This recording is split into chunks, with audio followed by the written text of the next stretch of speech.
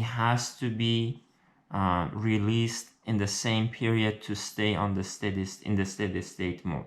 That's what the amp second balance is. Volt second is the unit for flux, and amp second is the unit for charge. And I can again expand this to say that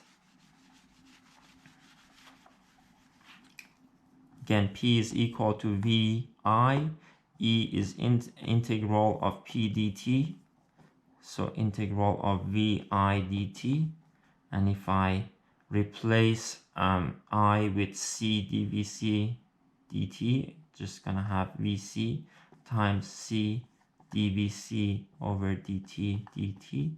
These would cancel out, and this again has to be equal to 1 over 2 C Vc at t equal to t squared minus 1 over 2 C Vc at t equal to 0 squared, right?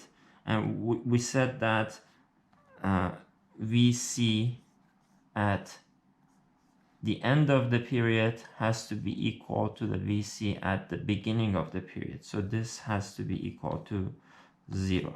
Well, like not, they would just basically cancel out. So like this, the whole thing becomes 0.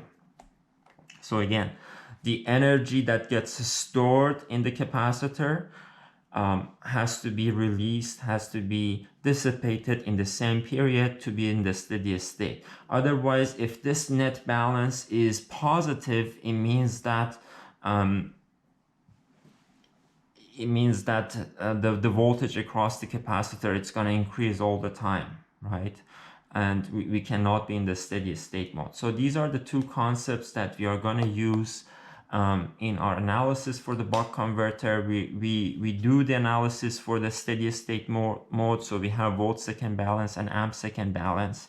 Now let's see what a buck converter is.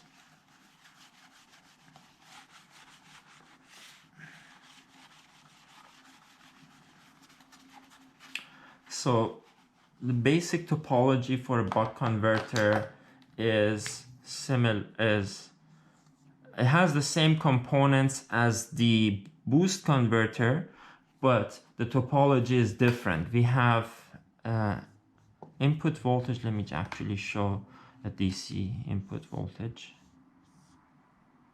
Then we would have an active switch, right? This can be IGBT or MOSFET. So this is just an active switch.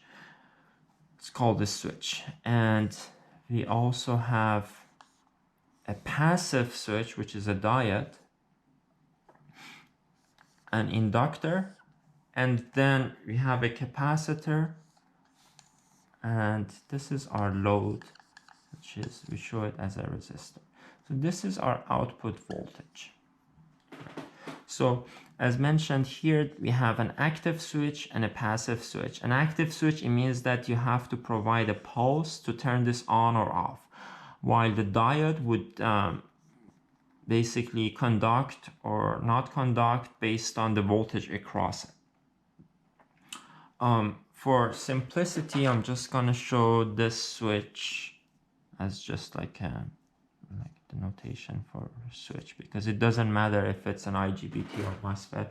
Just to make it simple, just want to show you that this is like how we provide a switch mode power supply. We turn this one on or off. So this switch, this is the I of gate of the switch. Let's say we provide a pulse with a duty cycle of D, and then for the rest of the period, which is 1 minus D times T, this switch, it's going to be open. So the switch is going to be closed for this much time, and it's going to be open for this much time, and this continues, of course, right?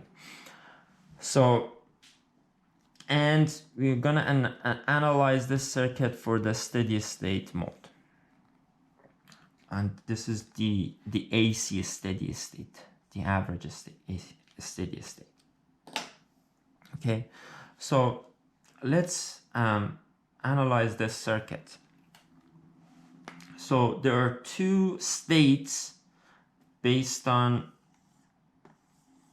the gate signal for this switch, state 1, state 2, when the switch is on, when the switch is off. Okay, so let's look at our circuit when this switch is on. If the switch is on, we end up with the switch is closed. Here we have our diode, and then the inductor, capacitor, and the resistor. Okay, so I showed this diode to be open, but can you guys understand why this is open? So the diode would conduct if the voltage of the anode, it's bigger than the voltage of the cathode, right? So if it's a PN diode, so if this voltage is higher than this voltage, this is going to conduct. In this mode, in this state, this voltage is the same as our input voltage, while this one is grounded, right? So we have this diode is basically reverse biased, so it cannot conduct. So this is basically the topology of our circuit. This is like how our circuit it's gonna behave when this switch is on. So the diode is not conducting. Now, what's gonna happen in this case? We're gonna have some current going through the circuit. So there's gonna be some current or some energy stored in the inductor. Now, what happens when you open that switch? So what happens when the switch is off? So when the switch is off, right, our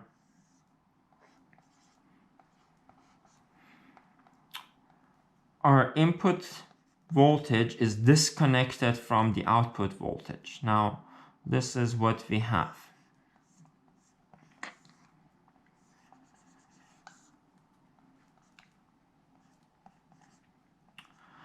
Now, so we have to decide, we have to basically see if the diode is now going to conduct or is it going to be open. So that actually depends on the current that goes through the inductor. If there is some energy stored in the inductor, then this inductor basically acts like a variable current source. It would basically have some initial current, and this current has to find a path to go through this circuit. And because of that, the diode, it's going to conduct, right? If we get to a case that there is no current flowing through the inductor, which happens sometimes, then the diode becomes open, right? So if this current eventually becomes zero, then the diode